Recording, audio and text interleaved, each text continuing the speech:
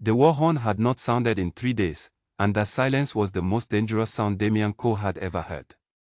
He stood at the top of the stone tower that overlooked the border, his hands gripping the cold rail, his eyes fixed on the tree line where the Ashford wolves had been massing for weeks. Behind him, the great hall buzzed with nervous voices. Elders argued. Warriors sharpened blades they hoped they would not need. And somewhere in the middle of that noise, a piece of paper was being carried toward him that would change his life forever. Coven, his oldest friend and closest advisor, climbed the tower steps 2 at a time, his breath coming fast. They have agreed, Coven said, holding out the folded parchment. Ashford has agreed to the truce. Damian did not reach for it right away. 5 years of fighting had taught him that peace offers were often traps wearing kinder faces. What do they want in exchange? Coven hesitated, and that hesitation told Damian everything he needed to know before he even heard the words. A marriage, Coven said. You, to a woman of their choosing. A joining of blood between the two packs, so that neither side can raise a weapon against family. Damian's jaw tightened. He had led his people through fire and loss, through nights when he had carried wounded fighters back to camp on his own shoulders, through mornings when he had to tell mothers their sons were not coming home. He had done all of it without complaint, because that was what a king owed his people. If a wedding to a stranger was the price of finally ending the bloodshed, he would pay it without blinking. Tell them yes, Damian said. Coven's eyes widened. You don't even want to know her name first. Her name will not stop the fighting. My signature will. Damian took the parchment at last and signed it without reading a single line twice. He handed it back before he could let himself think too long about what he had just done. 3 weeks later, he stood in the packed courtyard of Blackthorn Hall, dressed in ceremonial black and silver, waiting for a woman he had never met to become his wife. The courtyard was full of flowers that had been rushed into bloom by the pack's healers, full of banners stitched overnight by trembling hands hoping to make the alliance look stronger than it felt. Wolves from both packs stood on opposite sides of the aisle, close enough to shake hands, far enough that old wounds still kept a careful distance between them. When the doors opened and Elira Voss walked out, a hush fell over the crowd. She was beautiful in the quiet way of someone who had learned not to draw attention to herself. Her hair was the color of dark honey, pulled back simply, and her eyes stayed fixed on the ground more often than they lifted to meet anyone's gaze. She walked like a person carrying a great weight, one foot in front of the other, refusing to let it show on her face. Damian took her hand when she reached him, and it was cold despite the warm afternoon. You do not have to smile if you do not want to, he said quietly, the first words he had ever spoken to her. No one here expects love today. Only peace. Elira looked up at him then, surprised, as though she had braced herself for cruelty and found none waiting. Thank you, she whispered back, and for the length of one breath, something like relief passed between them. The ceremony continued around them, words spoken by the pack elders, promises exchanged that neither of them fully believed in yet. When it was done, when the crowd cheered and the banners were waved, Damian felt the strange, hollow satisfaction of a soldier who has won a battle without swinging a single blow. He should have felt at peace. Instead, halfway through the celebration, a scent drifted across the courtyard on the evening wind, faint and gone in a heartbeat, but it struck something deep inside his chest that he could not name. His wolf, usually calm and controlled, rose up inside him with a sudden restlessness, ears pricked, senses sharpened, as if searching for something it had lost long ago.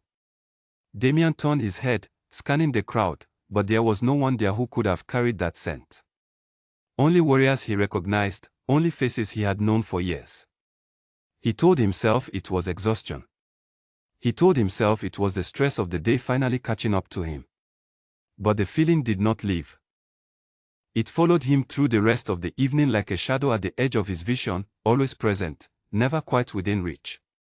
That night, in the private chamber given to the newly married couple, Damian and Elira sat on opposite sides of the room like strangers sharing a train car, which, in truth, they were. I know this was not your choice, Damian said finally, breaking the silence. It was not entirely mine either. But I would rather we speak honestly than pretend at something neither of us feels. Elira folded her hands in her lap. My pack told me if I refused, they would cast me out. I have nowhere else to go. So I said yes. She met his eyes, steady now, no longer afraid to hold his gaze. I do not expect you to love me. I only ask that you treat me with respect, the way you would treat any ally. That, I can promise, Damian said, and he meant it. They spent the rest of the night talking, not as husband and wife, but as two people who understood duty in a way few others could. By morning, an unlikely friendship had begun to form between them, built not on romance, but on mutual respect and shared burden. Still, the restlessness in Damian's chest did not fade. If anything, it grew sharper with each passing day, a quiet hum beneath his ribs that refused to be ignored. He told no one about it, not even Coven. He convinced himself it was simply the weight of new responsibility settling onto his shoulders. He was wrong, and somewhere out past the borders of his kingdom, in a small village he had not yet visited, fate was already waiting to prove it. A week after the wedding, reports reached Damian of a border village struggling under the weight of a harsh winter that had come early. Sickness had swept through the homes there, and supplies were running low. As Alpha King, it was his duty to see to the well-being of every corner of his territory, so he made plans to ride out personally and assess what aid was needed. Elira, who had begun to find her footing in the pack now that the wedding was behind her, encouraged him to go. The people need to see their king cares enough to come himself, she said. It will mean more than any supplies you send. Damian agreed, and 2 days later, he set out with a small group of guards toward the border village, unaware that this simple act of duty would soon unravel everything he thought he understood about his own heart. The ride took most of the day, the road growing narrower and rougher the farther they traveled from the comfort of Blackthorn Hall. By the time they arrived, the sun was beginning to set, painting the sky in shades of orange and deep red over the small cluster of homes that made up the village. Despite the hardship the villagers were facing, they greeted their king with warmth, gathering in the square to welcome him, offering what little food they had left as a gesture of hospitality. Damian gently refused, insisting they keep it for themselves. As he walked through the village, listening to the concerns of its people, promising aid and support, that same restless feeling stirred inside him again, stronger now than it had ever been. His wolf paced beneath his skin, alert, hungry for something it could not yet identify. And then, near the edge of the village, outside a small home with a modest garden struggling against the frost, he saw her. She was kneeling in the dirt, tending to a row of herbs despite the cold, her sleeves pushed up, her hands stained with soil. Her hair was dark, tied back loosely, strands escaping to frame a face that held quiet strength rather than softness. She did not notice him at first, too focused on her work, murmuring gently to a child beside her who was coughing into a warm blanket. The moment Damian's eyes settled on her, the world seemed to still. His wolf did not simply stir this time.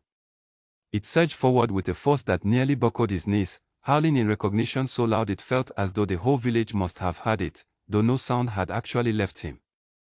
Every instinct in his body screamed the same undeniable truth. Mate. Damian stood frozen at the edge of the garden, his heart pounding so hard he could feel it in his throat, staring at a woman he had never met before in his life, yet somehow felt he had been searching for since the day he was born. The woman looked up at last, sensing eyes on her, and when her gaze met Damian's, she went completely still. Her lips parted slightly, and for one long moment, she looked as though she had seen a ghost. Then, just as quickly, her expression closed off, guarded and wary, like a door slamming shut. "Your Majesty," she said, rising to her feet and bowing her head low, her voice steady despite the tremor Damian could hear underneath it. "Forgive me, I did not see you approach." Damian took a step forward before he could stop himself. "What is your name?" She hesitated, glancing briefly at the child beside her before answering. "Wren." "Wren Ashcroft, Your Majesty." The name settled into him like a stone dropped into still water, rippling outward, though he could not yet understand why it felt so significant. "Wren," he repeated quietly, testing the sound of it. One of the village elders, an older wolf named Holden who had been walking beside Damian, cleared his throat awkwardly. "Your Majesty, perhaps we should continue the tour of the village. There is still much to see before nightfall." Damian did not move. In a moment, he looked back at Wren, who had lowered her eyes to the ground, refusing to meet his gaze again. You care for the sick here. I do what I can, Wren said simply. There are not enough healers to go around, so those of us who know a little must do more than we are trained for. She is being modest, Holden interjected, though his tone carried an edge Damian could not quite place. Wren has kept half this village alive through the worst of the sickness. Though I imagine that surprises you, given where she comes from. Wren's shoulders tensed almost imperceptibly at his words, and Damian noticed the way her jaw tightened, the way pride and pain seemed to war silently behind her calm expression. What does that mean? Damian asked, his voice sharper than he intended. Holden hesitated, glancing at Wren as though seeking permission to continue. When she said nothing, offered no protest, he went on.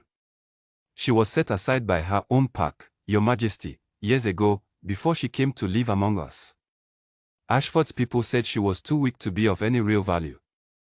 An omega unfit to carry strong pups, unfit for much of anything, according to them. Damian felt something hot and sudden rise in his chest, an anger he did not fully understand yet, directed at people he had never met for words spoken about a woman he had known for less than 5 minutes. That is a cruel thing to say about anyone, Damian said quietly. It is the truth, whether it is cruel or not, Wren said, finally lifting her eyes to meet his again, and there was no self-pity in them, only a hard-earned acceptance that made something ache deep in Damian's chest. I have made peace with it. I have a place here now. That is more than I expected to have at all. Damian wanted to argue, wanted to tell her that whoever had said such things about her had been wrong in every possible way, but he held his tongue, aware of how strange it would look for the Alpha King to defend a stranger so fiercely on their very first meeting. Instead, he simply said, "The village is fortunate to have someone like you looking after it." Then, forcing himself to look away before his wolf could do something foolish, he continued walking beside Holden, though his mind remained fixed firmly behind him, on the woman kneeling in the frost-bitten garden. That night, Damian lay awake in the small guest quarters the village had prepared for him, staring up at the ceiling, replaying the moment he had first seen Wren over and over in his mind. He told himself it meant nothing. He told himself many wolves felt strong reactions to strangers from time to time, and it did not always mean what his instincts were insisting it meant. But deep down, he knew better. He had heard stories his whole life about true mates, about the undeniable pull that existed between two souls meant to be together, a bond stronger than choice, stronger than duty, stronger even than the vows he had spoken only days ago in front of his entire pack.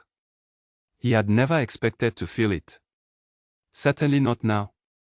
Certainly not with a woman his own advisors would call unsuitable, an omega with no status, no rank, nothing to offer politically.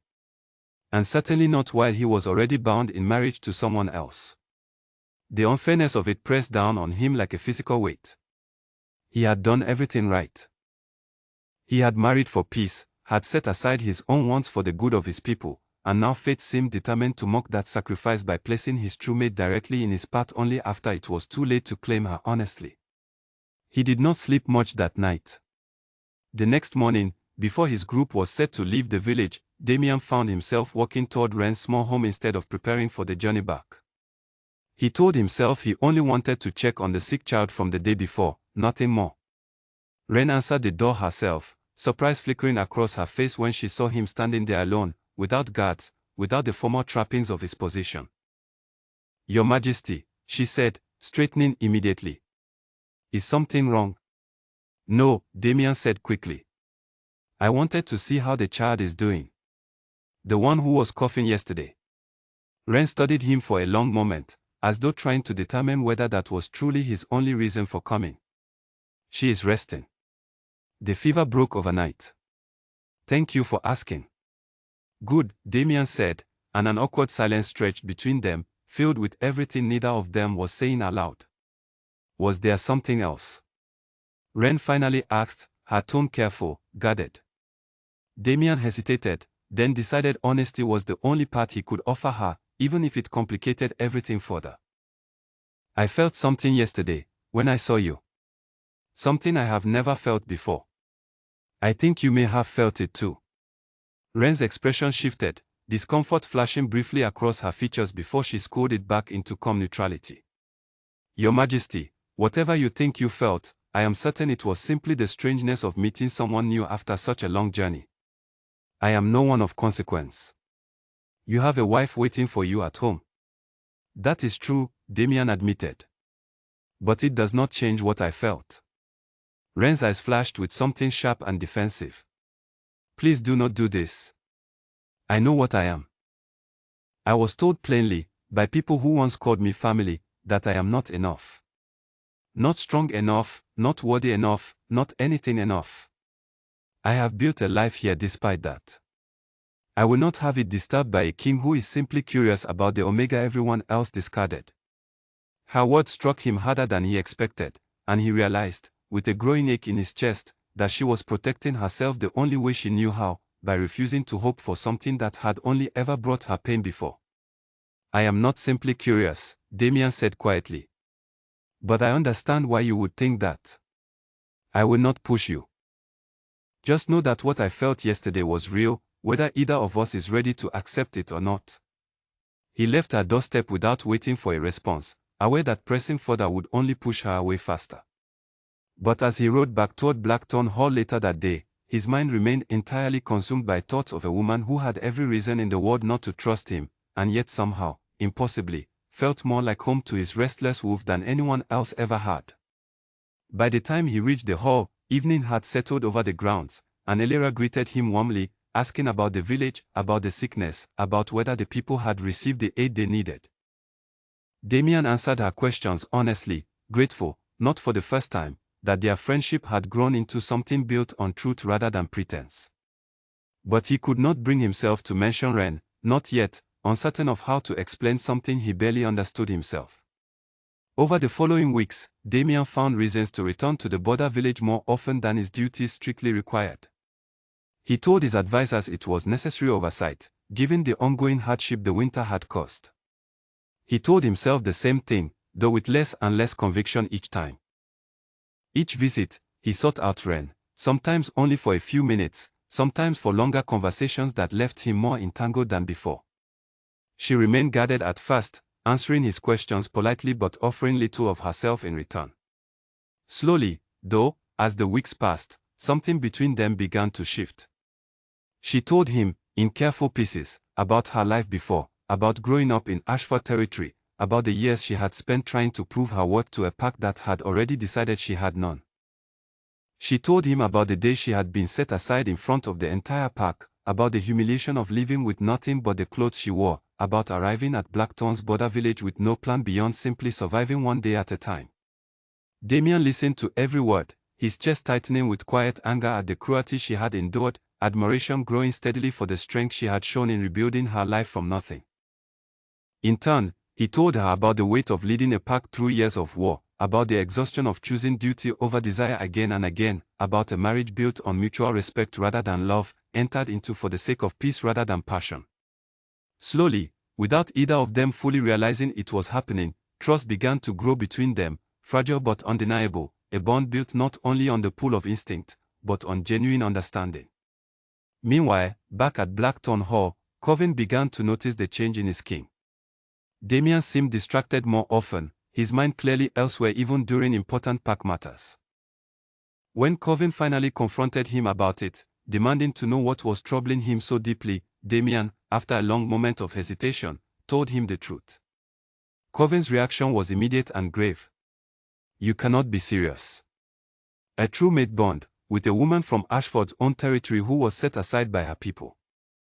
Damian, if this becomes known, it could unravel everything we have built.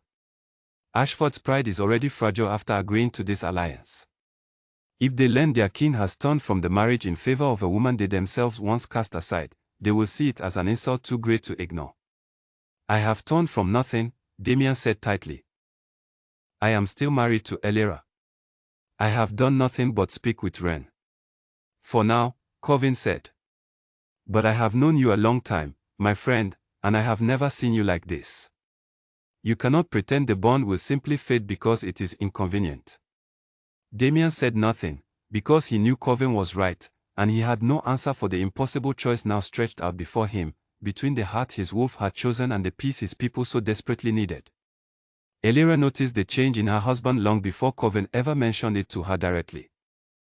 She noticed it in the way Damian's eyes drifted toward the window during council meetings, in the way he answered her questions a bit too late, as though his mind had traveled somewhere far from the room they sat in. She was not a fool, and she had not entered this marriage expecting devotion, but she had expected honesty, and its absence now sat between them like an uninvited guest. One evening, after the household had quieted and the servants had gone to their own rooms, Elira found Damian standing alone on the balcony outside their shared chamber, staring out at the dark line of trees toward the border. "You have been somewhere else for weeks," she said, coming to stand beside him, not touching him, simply present. "I would rather you tell me where than continue pretending I have not noticed." Damian was quiet for a long moment, weighing how much to say. He had promised her honesty from the very first night of their marriage, and he found he could not bring himself to break that promise now, even though the truth would complicate everything between them. "There is a woman in the border village," he said finally. "An Omega named Wren. When I met her, something happened that I cannot explain away, no matter how many times I try. My wolf recognized her as its mate." He expected anger. He expected hurt, betrayal, the kind of wounded pride that came with discovering a spouse's affections had settled elsewhere. Instead, Elira let out a slow breath, and something in her posture eased, as though a weight she had been carrying had suddenly grown lighter.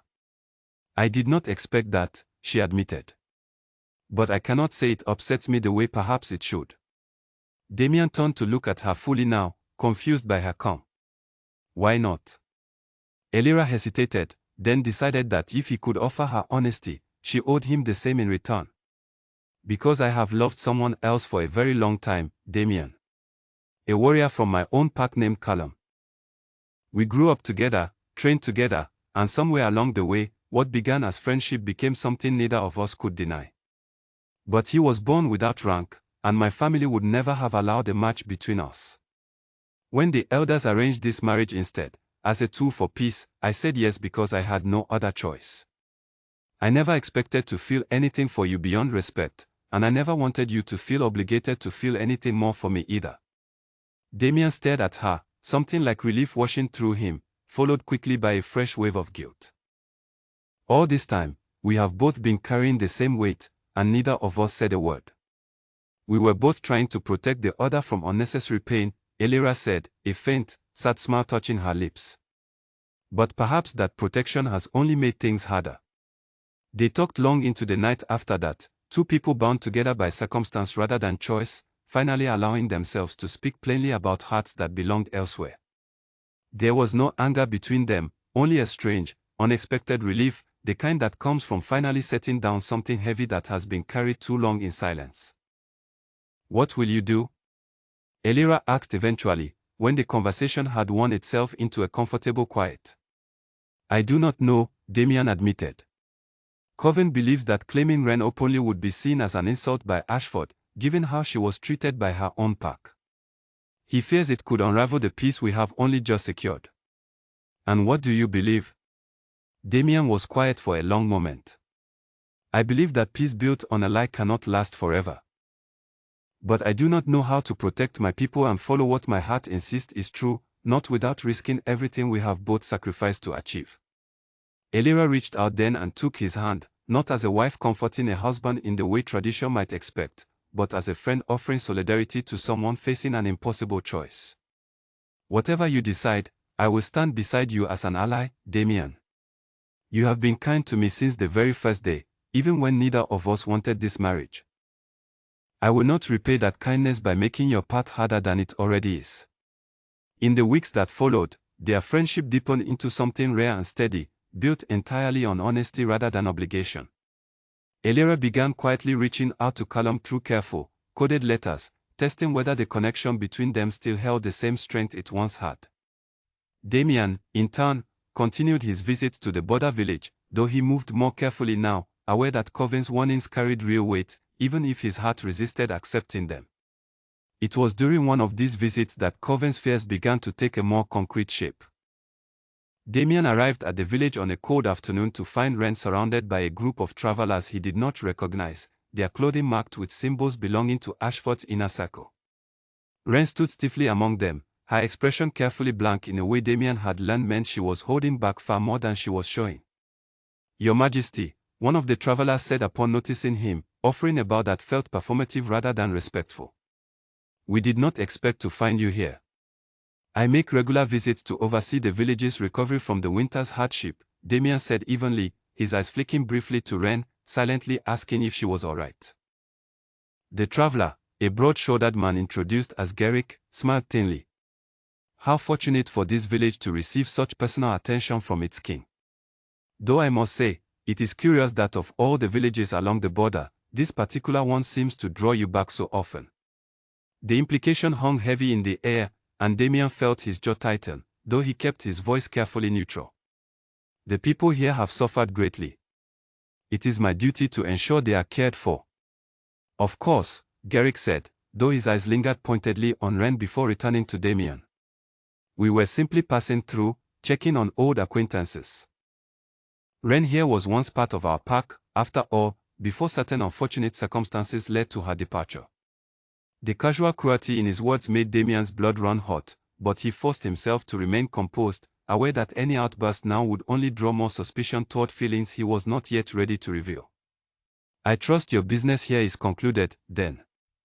Garrick's smile did not waver, but something calculating flickered behind his eyes. For now, Your Majesty. Safe travels back to Blackthorn Hall. The group departed shortly after, and once they were well out of sight, Wren finally allowed her composure to crack, her hands trembling slightly as she pressed them against her sides. They come sometimes, she admitted quietly, when Damian asked what that had been about. Not often, but enough.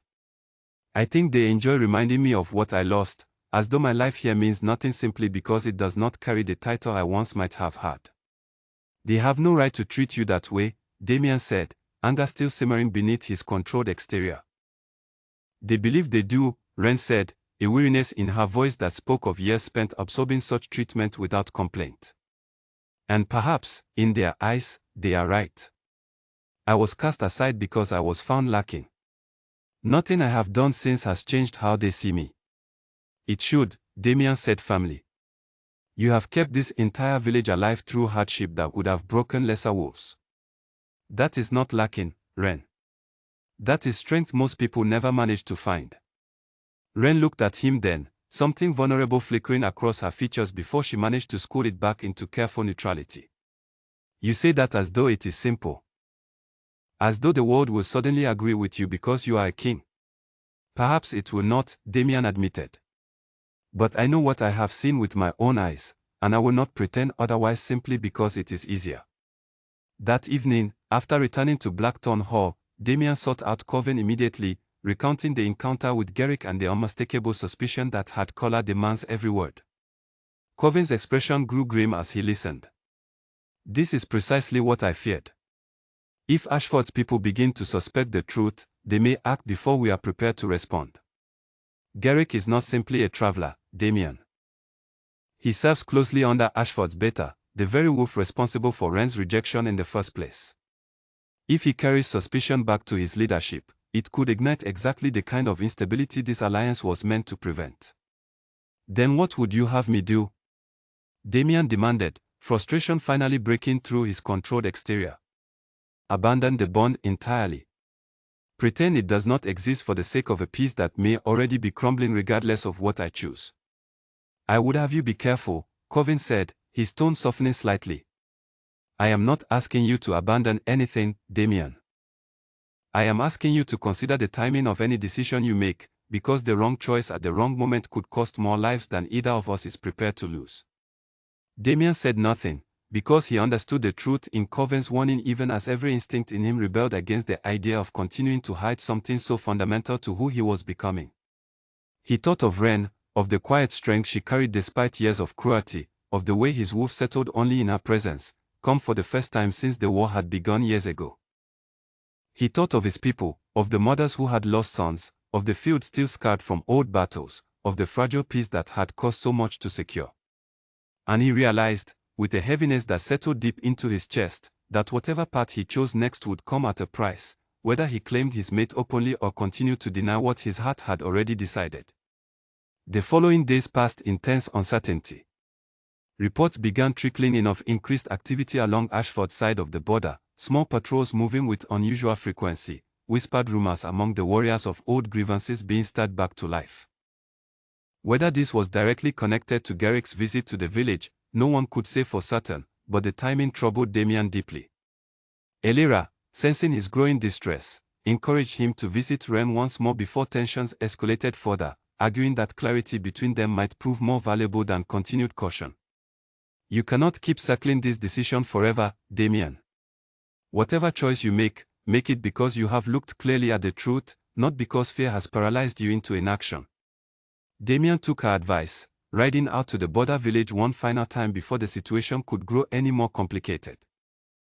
He found Wren in her garden once more, though the frost of winter had begun to give way to the first tentative signs of spring pushing through the soil.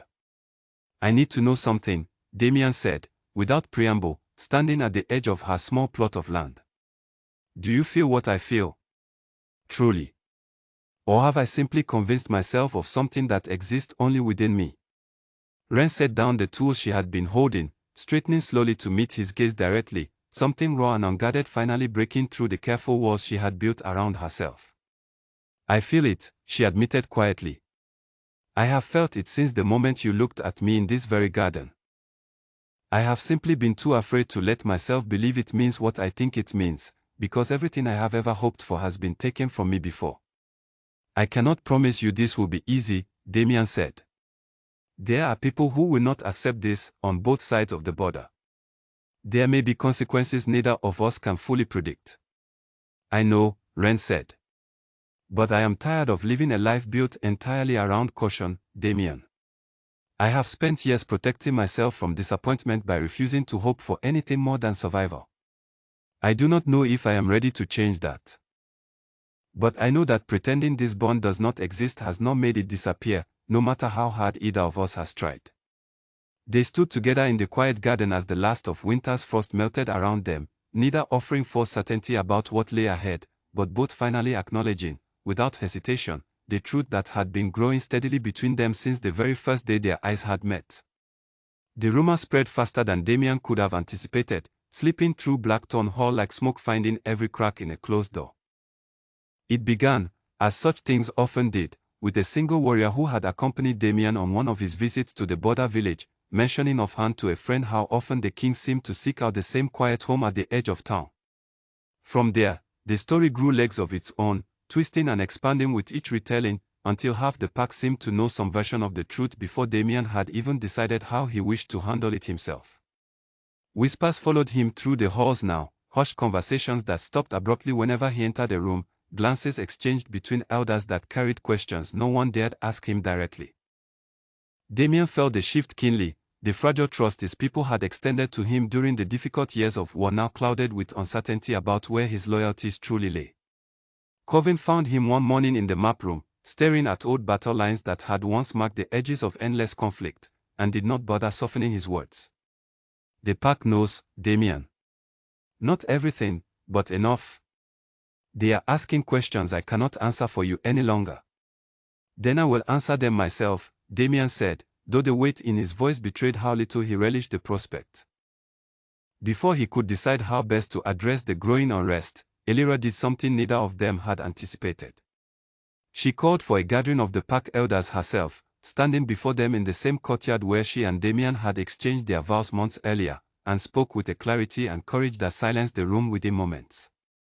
I know there are rumors circling about my husband, she began, her voice steady despite the weight of every eye now fixed upon her. I will not pretend I do not know the truth behind them. But I ask you all to hear something honestly, because I believe this pack deserves honesty far more than it deserves comfortable silence. She paused, gathering herself before continuing.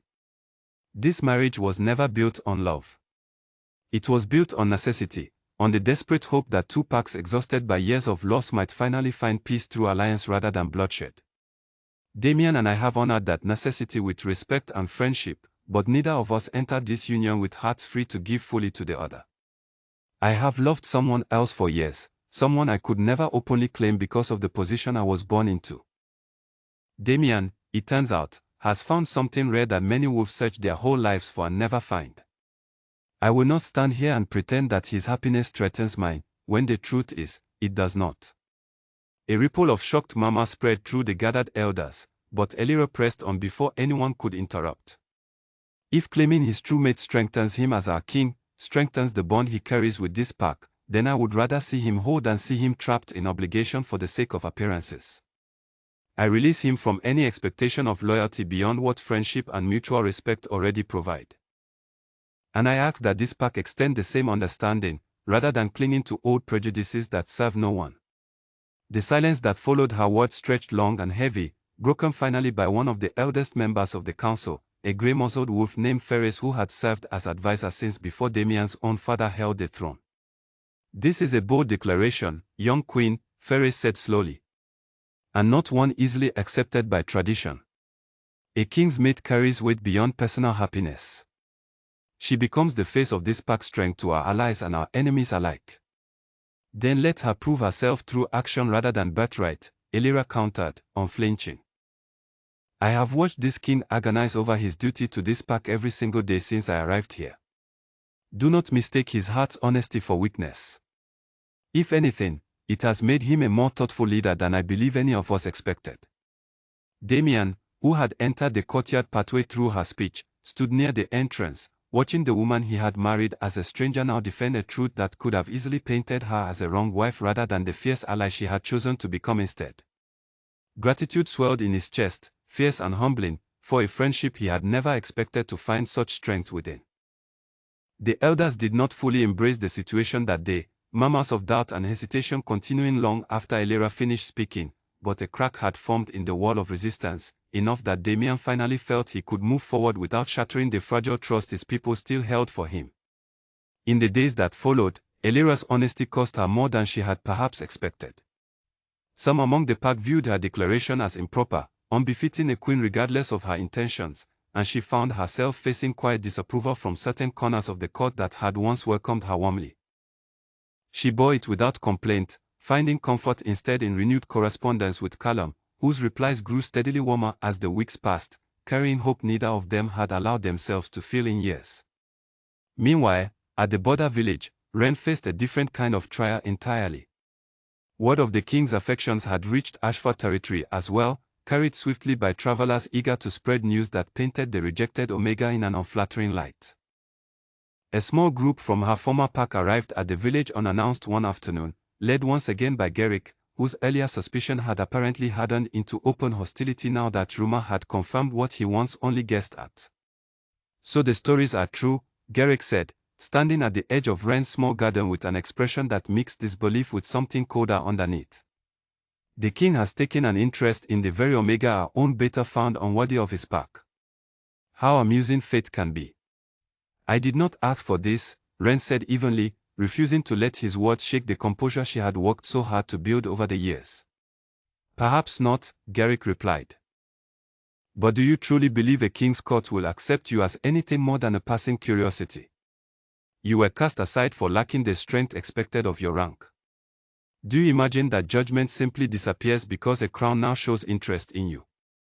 Wren's jaw tightened, old wounds threatening to resurface under the weight of his cruelty, but she forced herself to stand tall, remembering the quiet strength she had rebuilt over years of exile. "I have survived without needing anyone's approval for a long time now. I do not require yours either." Garrick's expression darkened further. "You should be careful, Wren. Pride has never suited you well, and it certainly will not protect you if tensions between our packs continue to rise because of this foolish infatuation." He left shortly after, his warning hanging heavy in the air long after he had gone, and Wren found herself shaken more deeply than she wished to admit, uncertain whether his words carried genuine threat or simple cruelty meant to wound. She did not have to wait long to find out. Reports soon reached Damian of increased unrest along the border, whispers of a faction within Ashford's ranks growing restless with the terms of the truce, viewing the king's apparent affection for a rejected Omega as proof that Blackthorn no longer respected the alliance in good faith. Coven's warnings, once theoretical, now carried the weight of genuine danger. "This faction believes the truce has already been broken in spirit, if not in writing," Coven explained grimly, standing before Damian in the war room where maps of the border once again lay spread across the table, old habits from years of conflict returning with unwelcome familiarity. "They argue that if you have abandoned the marriage's purpose by pursuing someone their own pack discarded, then Ashford owes Blackthorn no continued loyalty either. The marriage has not been abandoned, Damian said tightly. Elira herself spoke publicly in support of this. She has found her own path forward, separate from any obligation to me. Logic will not come wounded pride, Damian, Coven said. These are old grievances finding new fuel. I fear this faction may act on their anger regardless of what official channels agree to. Damian's fist clenched at his sides, frustration and fear warring within him in equal measure. He thought immediately of Wren, alone at the border village with little protection beyond the goodwill of villagers who had welcomed her but held no real power to defend her against organized aggression. I need to bring her somewhere safer, Damian said, already moving toward the door. Damian, if you move her now, it will look like confirmation of everything the faction already believes, Coven warned. It could provoke exactly the response we are trying to avoid. And if I do nothing, she remains exposed to people who have already shown they view her as nothing more than a symbol to attack, Damian shot back. I will not gamble her safety for the sake of appearances, Coven. Not anymore. He rode out that very night, ignoring the risk of traveling under cover of darkness, his wolf urging him forward with a desperate need to reach Wren before whatever danger Coven feared could fully take shape. The journey felt longer than ever before, every shadow along the familiar road seeming to stretch and shift with imagined threats his mind conjured out of fear rather than fact. When he finally arrived at the village in the early hours before dawn, an uneasy quiet greeted him, the kind of silence that felt heavier than it should, as though the entire village held its breath in anticipation of something none of them could yet name. He found Wren awake despite the hour, standing at her window as though some instinct of her own had kept her from resting easily that night. Something is wrong, she said the moment she saw him, before he had even spoken a word. I can feel it. I do not know how to explain it, but something is wrong. I know, Damian said. I came to bring you back to Blackthorn Hall, where I can better protect you. Wren hesitated, glancing back toward the small home that had sheltered her for years, toward the village she had come to think of as her own despite everything she had lost to reach it. And what of the people here? If danger is coming, I cannot simply abandon them to face it alone while I retreat to safety. Her words struck him deeply, admiration mixing painfully with fear for her safety. Wren, if this faction is targeting you specifically, staying here puts the entire village at risk alongside you. Then we prepare them, Wren said firmly, already moving to gather what supplies she could. I will not run while people who took me in when no one else would face danger because of choices I have made. If something is coming, we face it together, or not at all. Damian wanted desperately to argue, to insist she come with him regardless of her protests, but something in her fierce determination reminded him powerfully of exactly why his wolf had chosen her in the first place. This was not weakness. This was the same unbreakable strength that had kept an entire village alive through the worst of winter's hardship, and he found he could not, in good conscience, ask her to abandon that strength now simply for the sake of easing his own fear.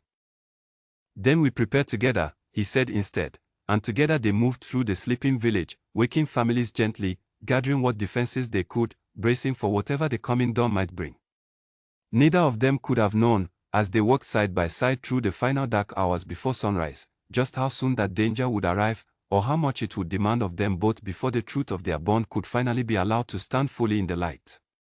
The attack came just as the first grey light of dawn touched the rooftops of the village, quiet at first, easy to mistake for the ordinary sounds of morning until the shouting began. Damian heard the warning cry from one of the lookouts before he saw the shapes moving through the tree line, a dozen or more warriors bearing Ashford's colors, moving with a coordination that told him immediately this was no impulsive act of anger but a planned assault. Garrick's warning echoed in his mind, and he understood now, with a cold clarity, that the faction Coven had feared had chosen this village, and Wren specifically, as the target through which to unravel the truth entirely. Get the children and the elderly to the cellar beneath the meeting hall, Damian shouted, already moving through the chaos that had erupted around him, villagers scrambling from their homes in confusion and fear. Wren, where are you? She appeared beside him moments later, calm despite the danger, already directing families towards safety with the same steady competence she had shown caring for the sick months earlier. The healer's house has a reinforced cellar. I will guide people there. You need to hold the square until everyone is clear. There was no time to argue. no time even to feel the fear clawing at his chest for her safety, because the first wave of attackers had already reached the edge of the village, and Damian's training as a warrior took over instinctively, meeting the first blur of movement with the practiced reflexes of a king who had spent years defending his people from exactly this kind of threat. The fighting that followed was fierce and disorienting, villagers who had no formal training grabbing whatever tools they could find to defend their homes, Damian's own guards, who had accompanied him on this final desperate ride, forming a defensive line to buy time for the evacuation Wren was orchestrating with remarkable composure. Through the chaos, Damian caught glimpses of her moving between homes, pulling frightened families towards safety, her voice carrying clearly over the noise, steady and reassuring even as danger closed in around them.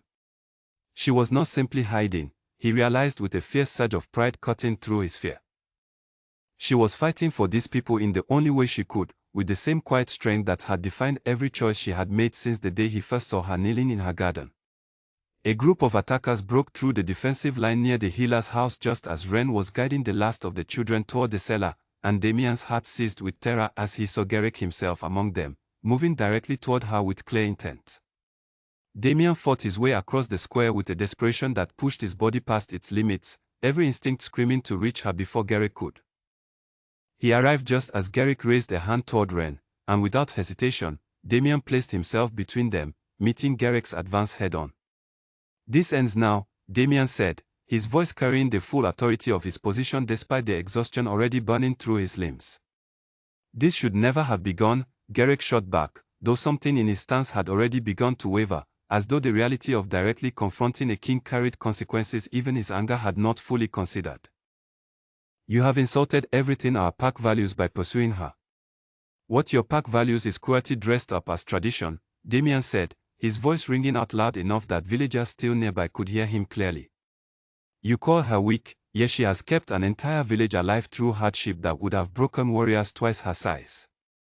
You call her unworthy, yet she stood here this morning organizing the defense of people who are not even her own blood, while some of your own warriors chose instead to attack innocent families in the dark of early morning.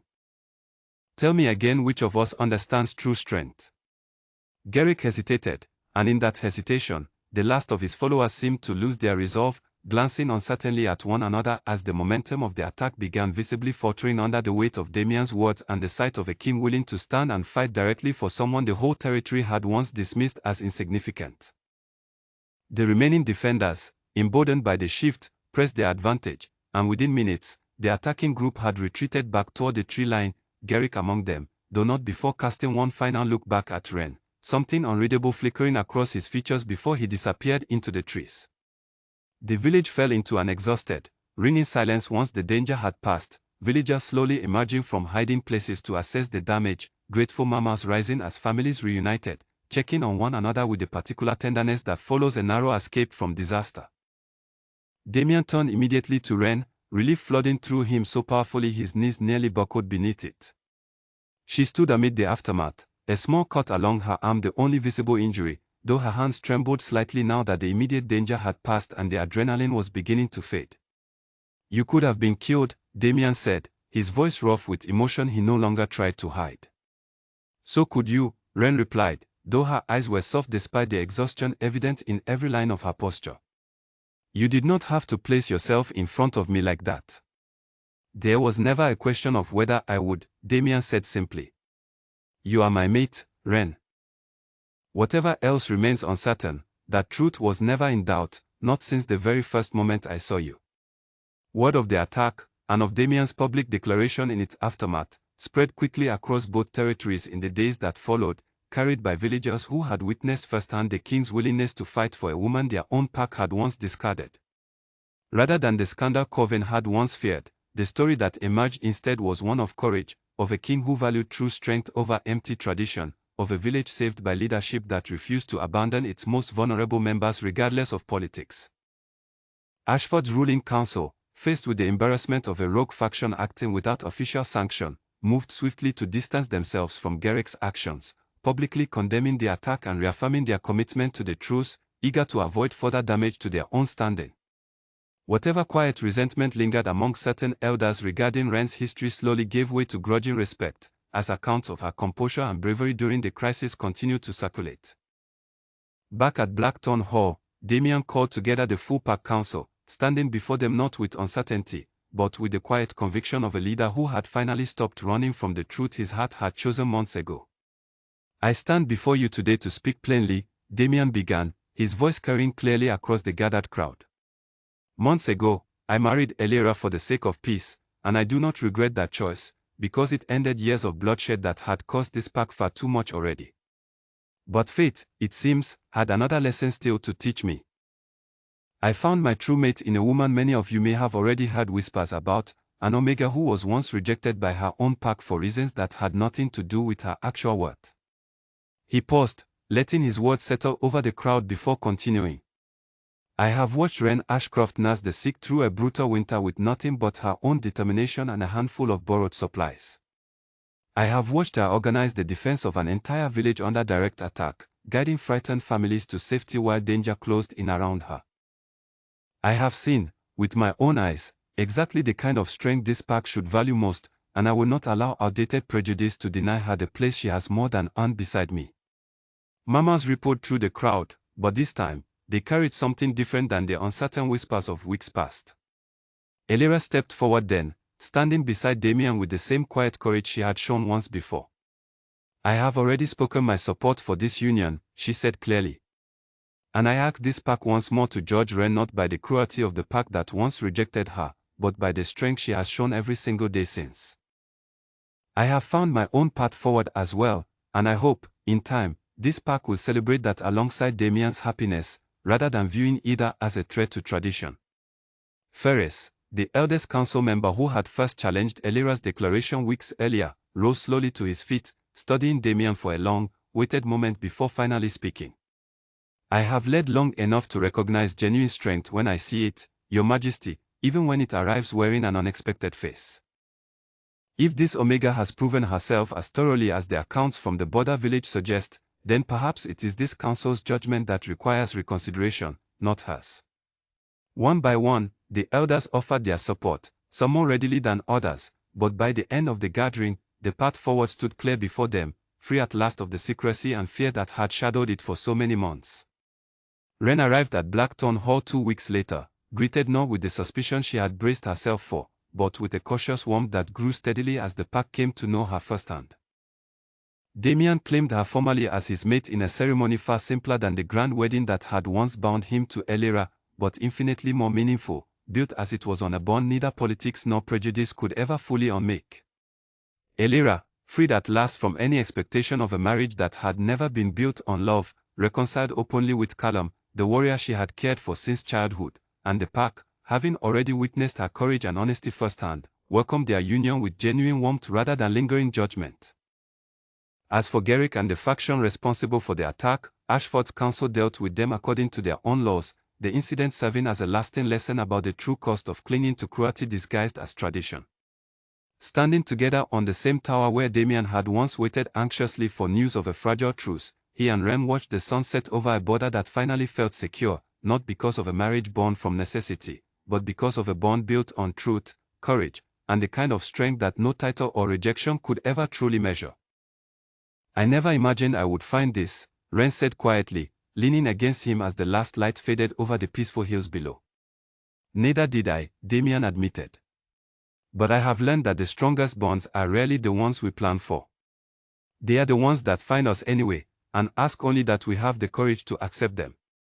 Below them, the kingdom settled into a quiet, hard-earned peace, built at last not on fear or obligation, but on the simple, unshakable truth that real strength had never belonged to rank or title, but to the hearts brave enough to choose each other, no matter the cost.